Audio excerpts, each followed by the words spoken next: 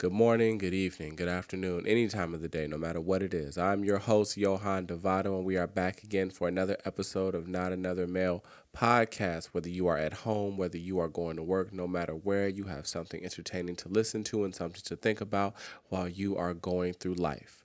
So, for today, we're going to be talking about social media and gender wars. Now, I know that this sounds like a very repetitive topic.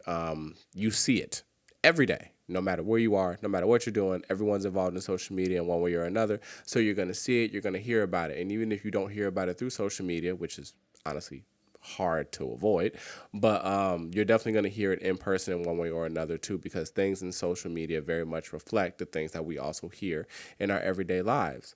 So, me personally, as someone who just goes through and indulges in social media a lot, like I'm not going to sit here and act like I'm not on Facebook frequently, I'm not on Instagram frequently, and I'm not on Twitter frequently. And I'm on Twitter a lot because Twitter is chaotic and I enjoy the chaos. But in the chaos, I also see things that also bring a lot of questions to myself, especially when it comes to Black Twitter. There are always conversations that are going on about what men should do and what women should do, and what men aren't doing and what women aren't doing, and how relationships are failing and they can't succeed now because we don't stick with the same traditions that we had within our past, and we are just never, as a society or as a culture, ever going to do better. And for me, that is quite problematic. Sorry, I am also a little bit sick, so you have to forgive me if I'm taking some breaks because I have to breathe. But it's so interesting because it seems that rather than people trying to adapt with the fact that the world is changing and it is changing for healthier means in a lot of ways, that people prefer that there only be one way to navigate things, or that it happens in a way that is very reflective of how either our parents grew up or how our grandparents grew up. And we do have to understand that in those times there were different economics, there were different values, there were different social pressures that allowed those things to take place. Does that mean that it made it perfect? No. Did that mean that it made it good? Not at all. Does that mean that it was bad? Also not at all. There are just very much gray areas to how we navigated things going through life. That is a part of it, right? So when we're talking about social media itself, right? Social media is a reflection of our social world. It is a reflection of society, just like any form of media, whether you are talking about print, like newspapers, or you're talking about books, or you're talking about blogs. Anything that can be written, drawn, or just showcased is a form of media. Billboards, ads, all of that, you know? And those things very much reflect the world around us. Social media is just a bigger platform of that where everyone can exchange their ideas with one another. So, you're going to see a lot of those kind of conversations come up frequently because they are very much things that happen within our everyday life. Men and women always are going to interact with one another in this facet. So that means that it's going to work that way, that people are going to talk about it, that people are going to navigate trying to figure out how their own identity, whether you be man, woman, non binary, agender, like, the list completely goes on, and, all forms of gender are completely valid. That you are going to try to figure out how then do you navigate your life based on how the world perceives you and also how you perceive yourself. Like, those things are important. So let's never try to treat it like social media is this fake world, right, where nothing happens whatsoever, or that it is a place where we just kind of like puff up our own identities, and then the person who we really are on the outside isn't the same. Like, while yes, there are very much parts of social media where people can very much fabricate their identities, you also have to consider the fact that, like any form of showcasing yourself, even if you're trying to impress somebody, whether it be a boss, whether it be a romantic partner or anything, you are only trying to put out the best parts of what you can show because you want to be likable and presentable. You want that. Like, that is a very human thing to feel. You are a social creature. You want to have a social belonging. And a part of having a social belonging is being likable. You're not going to be a person that people don't like and think you're going to maintain a social circle for long. You're not. Because no one's going to like you. Nobody wants to hang out with people that they don't fuck with. Does that make sense? Right? So social media itself is just a reflection of the social reality that we have around us. And I think we need to be conscious of that, right? So when people have these ideas about social media, talking about these traditional ideas like, oh, the whole world's falling apart, right? None of that's new, right?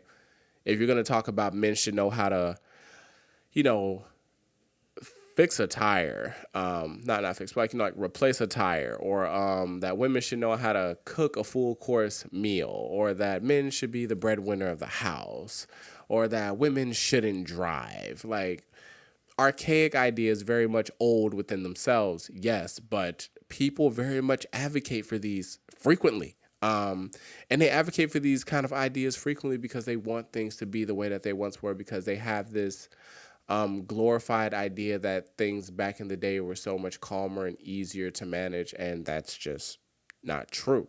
So while we try to treat it like we have these generations before us that are dying in these values and beliefs, and nothing is ever going to be the way it used to be, that's just not true. There are just different expressions of gender that people are just starting to take. Men are finding different ways to express their masculinity that is not just in one form or facet, and women are also finding different ways to express their femininity that is also not in one form or facet. There is just more variability to the situation. It is just like going to a grocery store and having a favorite brand of noodles, and then you see that they start bringing in more different brands of noodles. You still have your brand of noodles there. It's not going nowhere.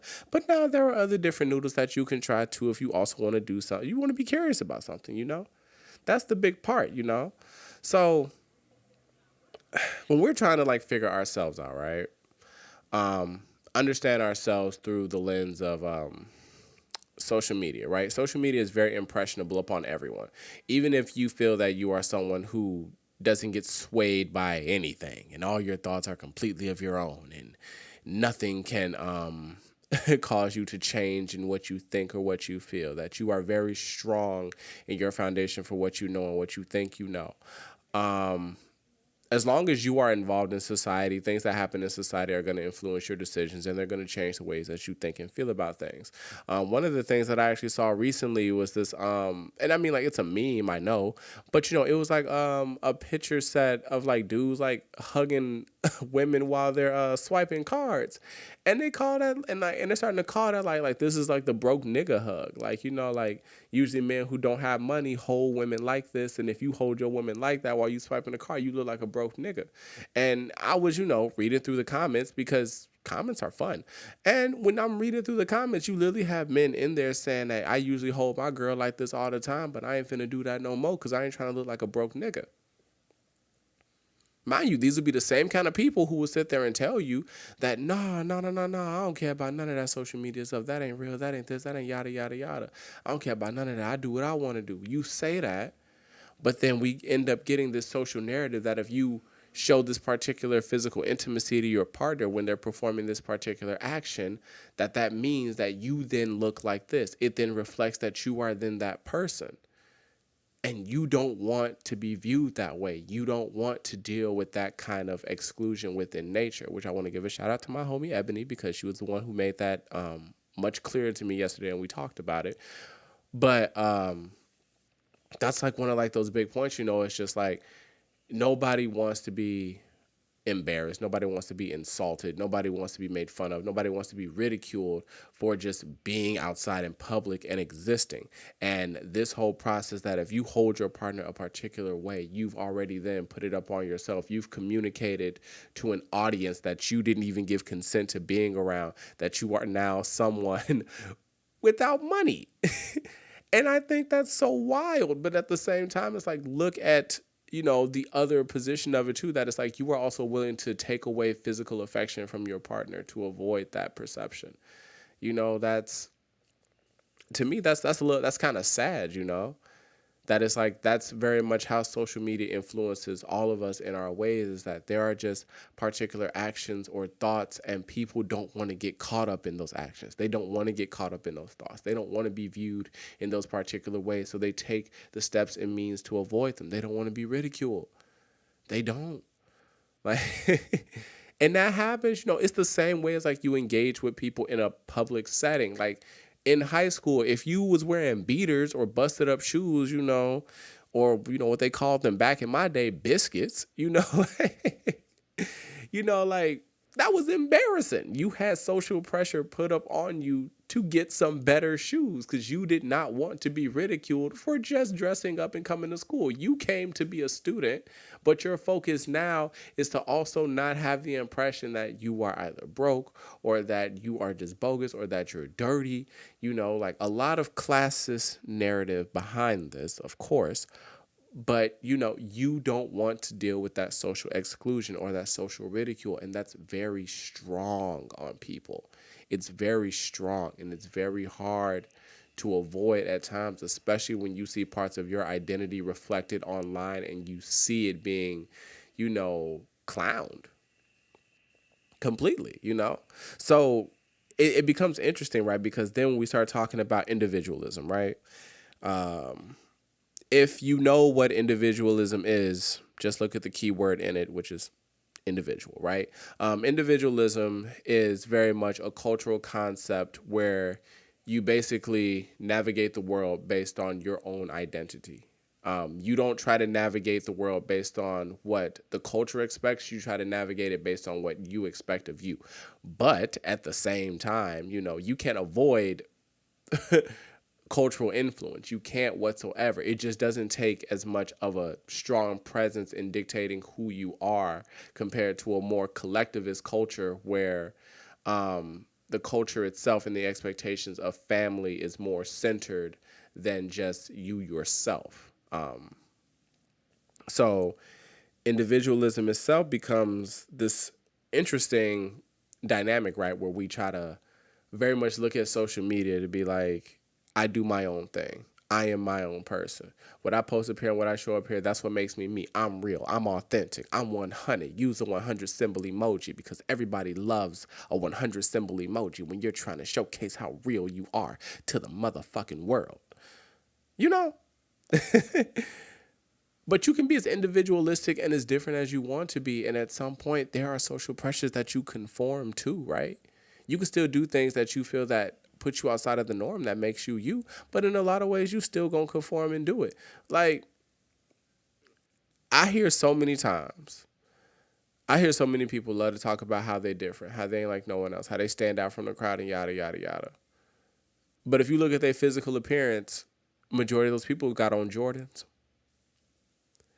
You so different, but you got the same name brand shoe everybody else and their mama got on. I mean, they're stylish shoes. Don't get me wrong; they're not my kind of shoes, but it's like you see it, right? You know, when you look at the kind of fashion trends that are popular, you know, like when Cuban link chains were a big thing a couple years ago, everybody had a Cuban link chain. But then you would see people turn around and also sit there and say that they are different. They're not like the others. They stand out, catch up, get your money up, do this and do that. But there are narratives that you hear in such a repetitive cycle that at some point we have to acknowledge that even though we can be individualistic, we all fit in a commonality at some point somewhere. You know? Like when I go out to clubs, when I go out to parties and social events, I wear handcuffs, you know, as my means of letting women know that I'm a practitioner of BDSM, particularly that I am a Dom. A rigger at that, but not one that deals with rope necessarily, but one that occupies with cuffs. I like the cuff system more than I like the rope system.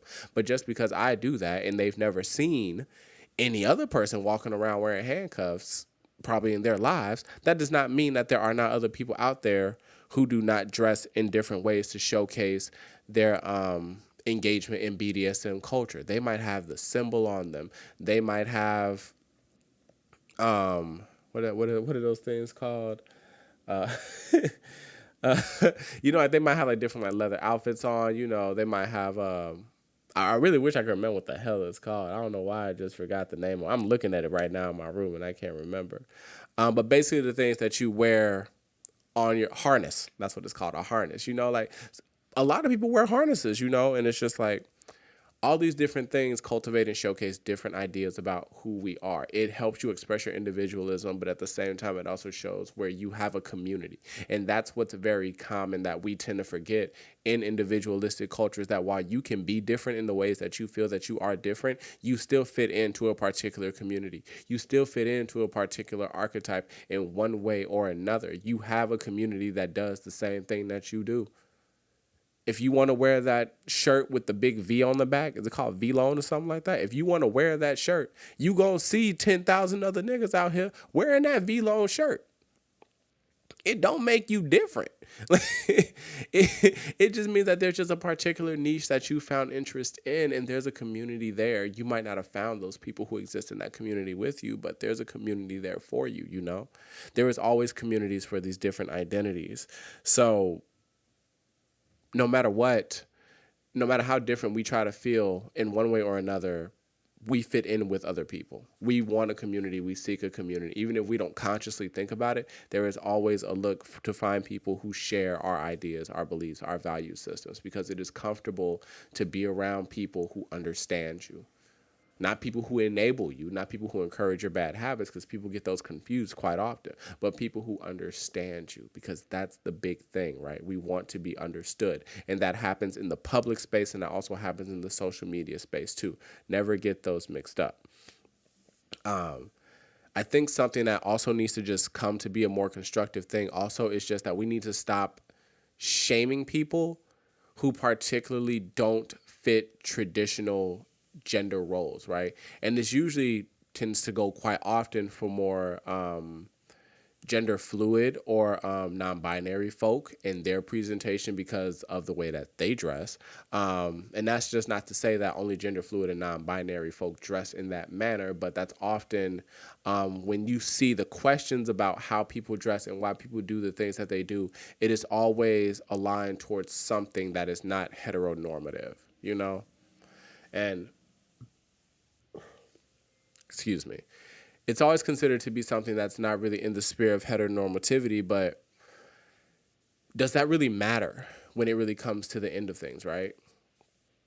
Does it really matter that if I, as a man, decide to wear a pink earring, does that then change my sexual orientation? Does it really matter if my older sister wants to learn how to change the tire of a car and I teach her how to change the tire of a car? Does that really matter? Does that then take away from her femininity? It doesn't, you know? No matter what it is, you have women who are mechanics. You have men who are beauticians. Like, you always have people who do performances in things that, while they might fit a particular gender archetype over the many decades, that does not mean that it's always going to stay that way. Everybody has their own interests and niches in things, and people deserve those spaces. And I feel like when we start to shame people who don't want to do the traditional things that men do, that women do, that is when it becomes such a problem, because you do not allow flexibility and you do not allow fluidity into a world that is completely based off of fluidity. Whether you look through different cultures, whether you sit there and you look through how people talk and you address accents, there are always fluidities to some form of one thing or another. That is a part of being human, and that is a part of being within a society. There is fluidity. So when you sit there and you get upset and you are like, I don't understand why men don't want to be the breadwinners anymore, and they want to go Dutch on everything, and they want to be 50-50. Well, if you look at how I'm sorry, I'm getting really passionate about it. But if you really look at just economically, like how things are going and how difficult the job market is to try to keep up with the inflation of the economy, it is very, very hard for there to just be one dominant financial force and a less dominant financial force. Like, that is a very difficult situation, especially with as much as we're trying to break this glass ceiling so women also have the same means of making the same amount of money as men do, very much an equivalent amount. You know, like, it does not set up the dynamic where we can put it where men always have to be the ones that are financially in charge and always running the world in one way or another. The world is changing. Your frustration with the world changing is just showcasing how much you lack in fluidity and understanding of the world around you. That is important to realize, that things are changing. You don't have to change with them. And I think this is what people tend to struggle with a lot is that just because you know the world is changing, you don't necessarily have to change with it, but you understand that your lack of flexibility makes the world that you want to live in much more harder because that world is not going to exist anymore at some point. Facets of it will still be here, but the whole thing will not. Things change. And that's okay. What your grandparents did is what your grandparents did, and that's their time.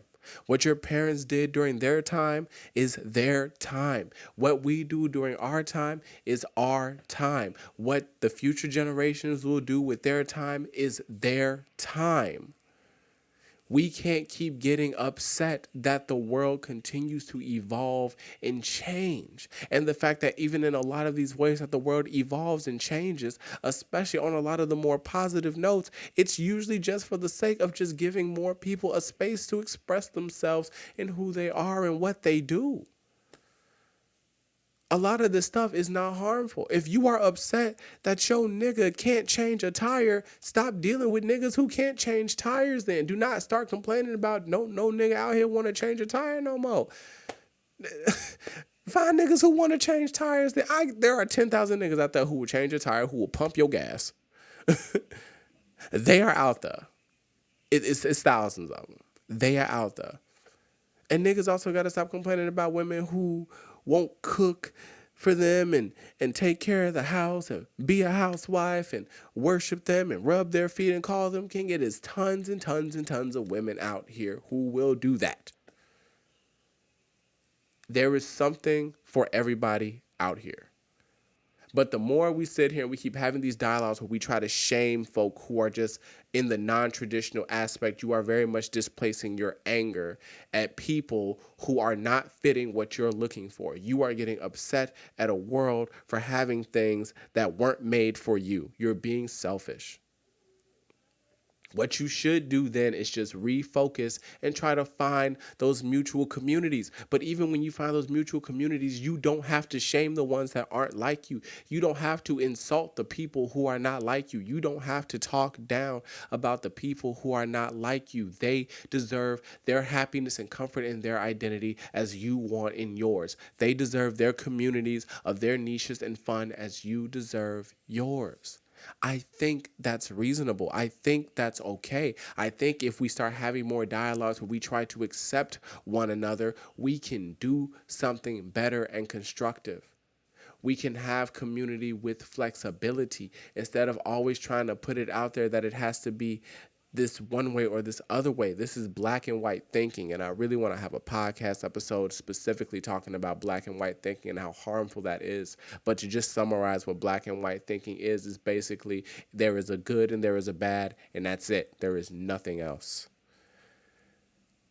And we have to accept the fact that culture, society, social media itself is all within a gray area. There is flexibility, there is change. And I feel like if it has to do with people expressing themselves in ways that aren't harmful or hurting anybody, and I mean literally not harmful or hurting anybody, not just physically, but also emotionally, there are just some things that we got to let go. The world is changing, and there are just things that we just have to let go.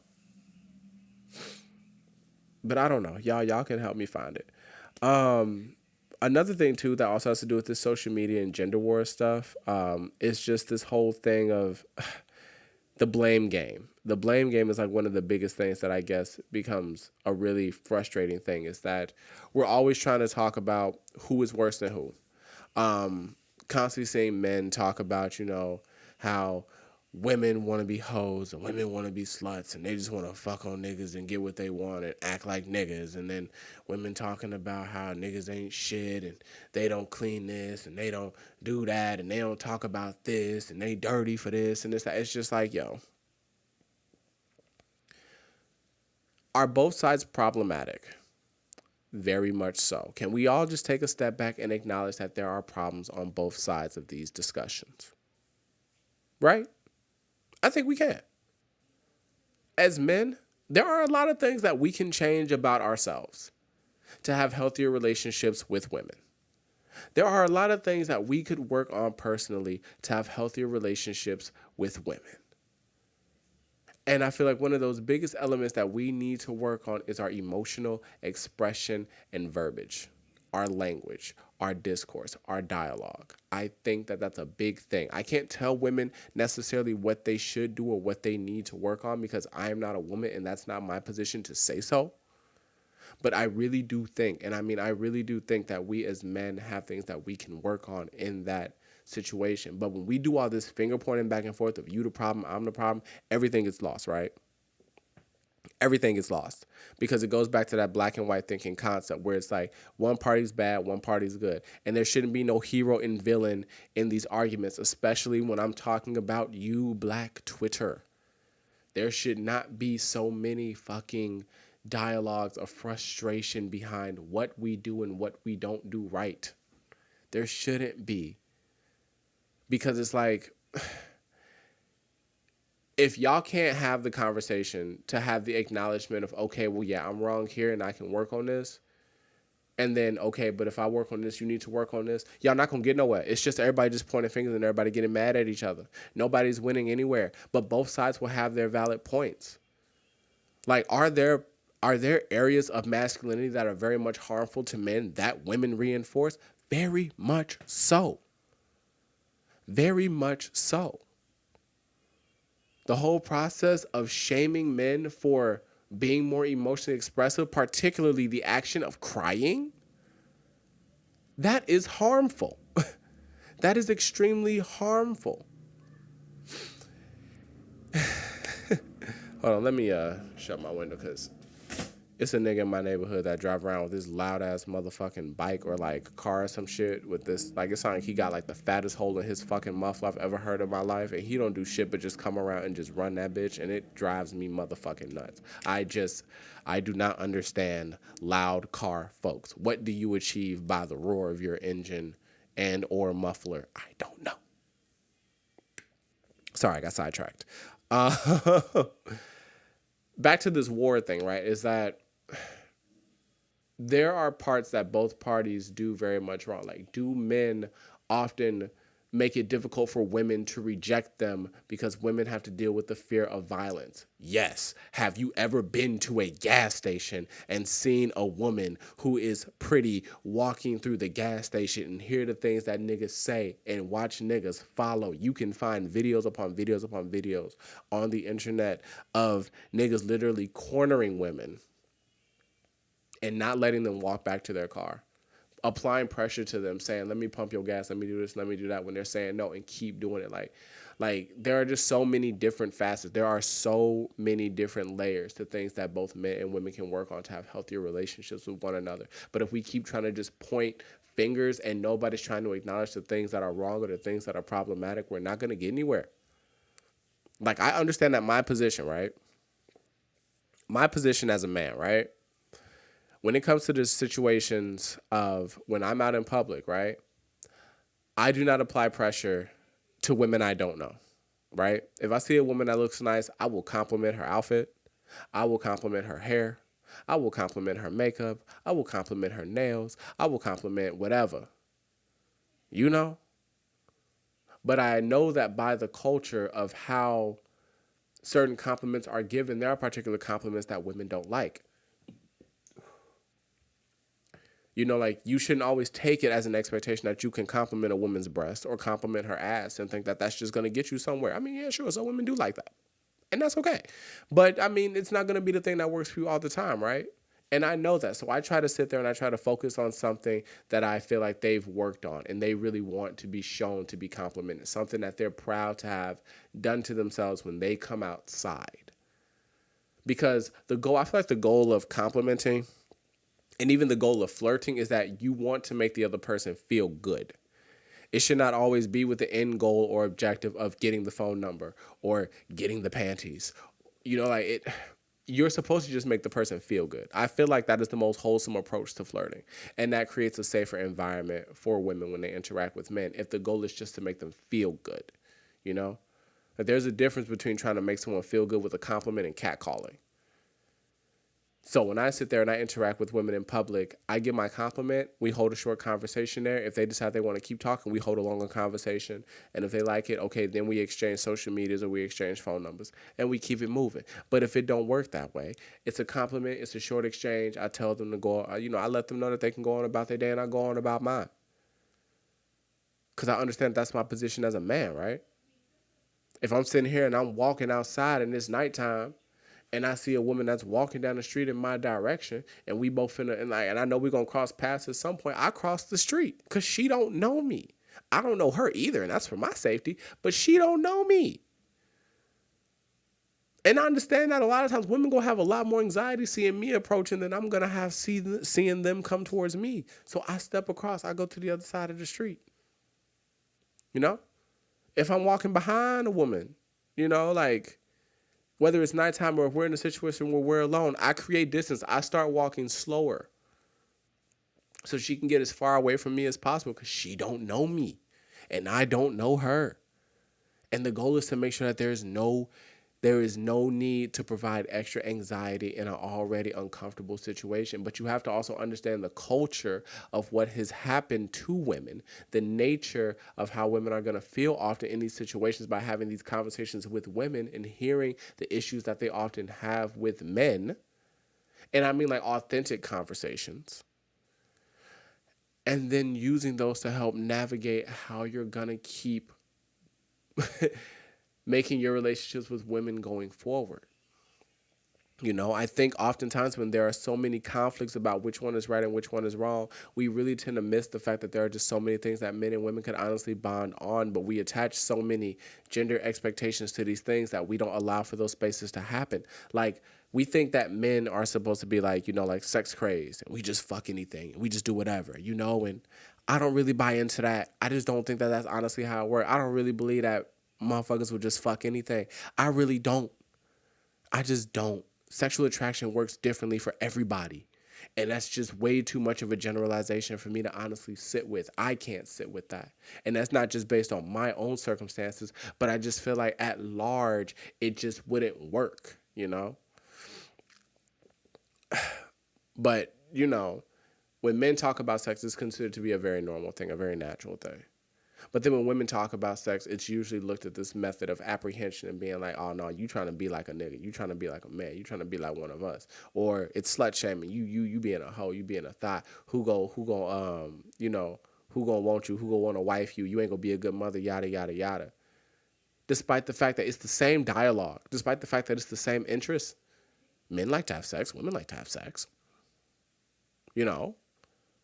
All people across the spectrum of gender perform sex in one way or another. And you have those who don't. And that's okay. That is okay. But if we sit here and we're like, you can't have this conversation because you this, you can't have this conversation because you that, how are we building? How are we working anything through? How are we making a space for anyone to have something that's healthy and constructive? How do we then create a safe environment for those who look like us and those who we live around if we can't do that?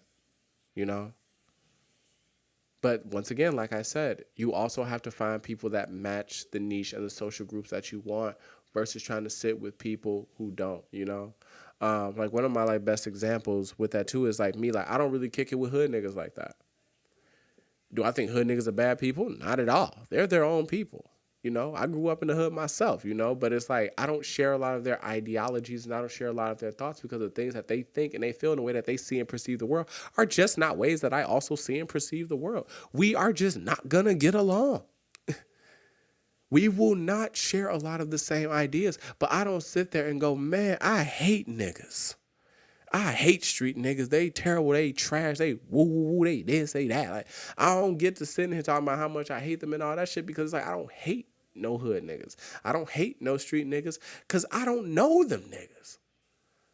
I don't share their experience, but I also know that because we live two different type of lifestyles and we have a lot of conflicting thoughts on a lot of things, it's not going to make anything better if I sit there and I start shaming them? What is the point of trying to create this rivalry with an identity group that I know I don't necessarily rock with or get along with because we just live two different lives? I should not have negative feelings towards you because you don't match what I match.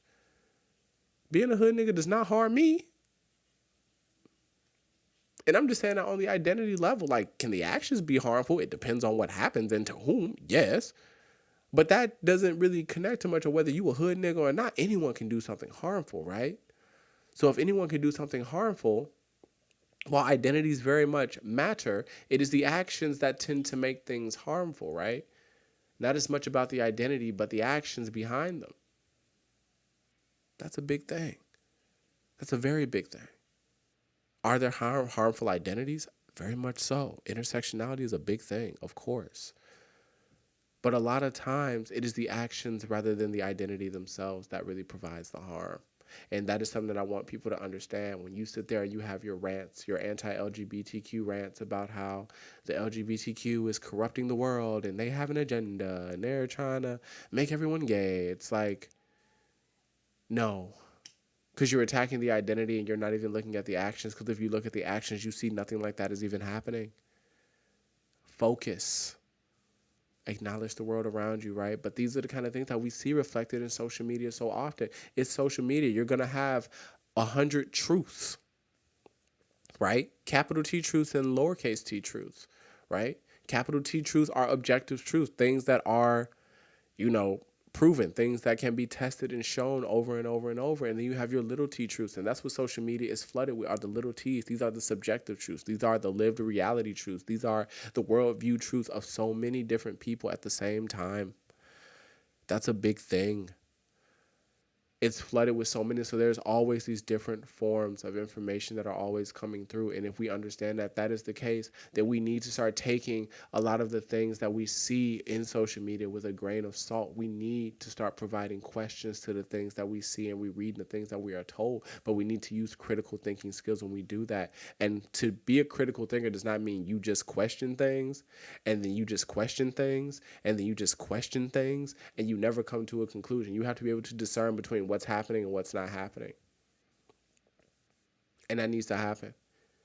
If people are asking you to respect another group of people, what's the problem? It's not really that hard to respect another group of people. Are those group of people doing something harmful? Are their actions doing something that's actually hurting somebody, like really hurting somebody, physically, emotionally? Then yeah, you can have pushback because they're doing something that's a problem, something that's actually hurting other people. But if they're really not, it's like they're just out here just doing their thing, brother. What's all this extra shit for? It's for nothing, Sit back, take a moment, and reflect on that. That's all I be trying to ask for a lot of times. It's like we gotta really sit back and look at things. I didn't get to be where I got to be in my life, just accepting the world for what it was. I asked questions. I had to be around different people. I had to get exposed to different realities. I had to read different books. It helps to listen to people. It helps to perform some active listening. It helps to listen with care instead of listening to respond. It does. And I think that if we can sit there and we can get to this point where we start to listen to each other with care, listen to each other with love, we can stop a lot of these arguments. We can stop a lot of these divisions. We can stop a lot of these fights. And we can make the world a lot more wholesome and a lot more loving and a lot more caring between one another, especially between men and women, especially between black men and black women. Find your group, find your lane, be okay with your lane, and stop shaming other lanes that don't match yours. If people like anime and you don't like anime, that's okay. If you want a housewife and other motherfuckers don't want a housewife, that's okay. Nobody's better than the other. It's all right. It's all right. If you want a nigga that's a baller and he made big bread, you ain't got to shame broke niggas. It's okay. Just go find your niggas with money. It's okay. Everyone got to stop fighting one another. Learn to listen with love. Lead with love and lead in a way that you want to give compassion and care to those around you. And that will be so much more helpful. And that's it. So y'all take care. Y'all have a wonderful day. Thank you for tuning in to another episode of Not Another Male Podcast. We will definitely be having more episodes, more guests coming on. That will be super duper duper fun. Because so far it's been 2 episodes and I am the only guest. So I've already like told my friends about it and people. So we're gonna be having a lot of different niche topics. I'm gonna definitely be getting on my social media a lot more, my Facebook especially, which is also Johan Devado, and asking for more talking topics so people can let me know things that they want to hear. So y'all take care. Y'all have a wonderful day. Love to all of y'all and be good.